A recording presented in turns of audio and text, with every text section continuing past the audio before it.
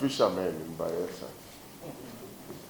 And we have a very popular saying there, that when you are at sea and your boat is sinking, you don't begin to ask who done it at that point. First and foremost, you salvage the boat first. There is a national crisis now. The crisis is around fuel, the price of fuel going up. And let us not go into all the other issues of refineries not being fixed and so on. I mean, we have explanations for those, but at this point we're here for a very specific purpose to explain the reason why the pump prices are going up. Please, let us be realistic as Nigerians. If you have a situation where you have lost 60% of your national income,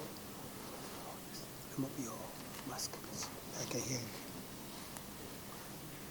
you. If you have a situation, even privately, where you have lost 60% of your income, due to no fault of yours, strictly speaking, because in the whole world, nobody prepared for COVID-19.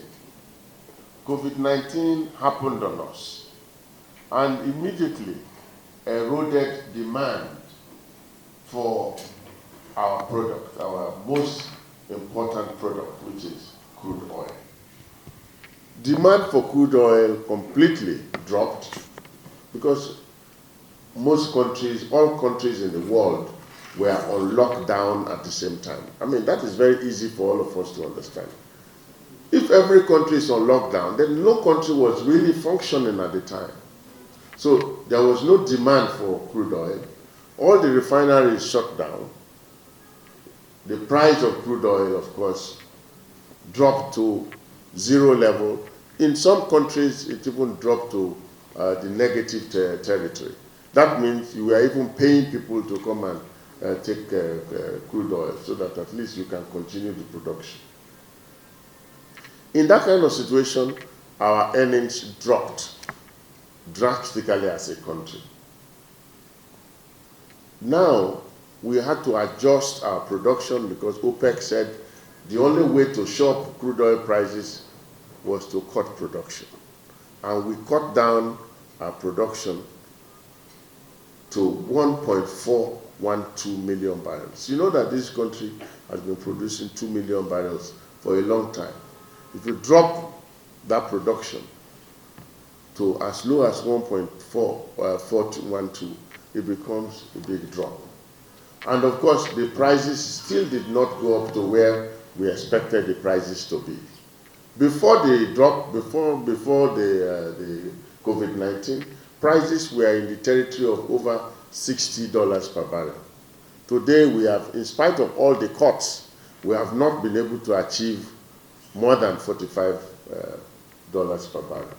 So you can see that there is a crisis here. How do we adjust our situation? One of the problems successive governments have been trying to handle is this issue of subsidy. If every government has been trying to achieve this, then you know that it is in the national interest for us to achieve it. At one point, we must achieve it.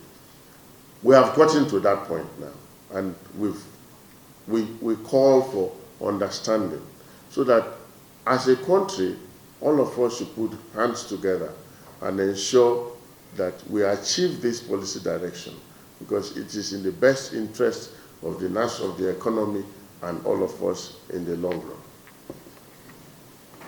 Thank you very much.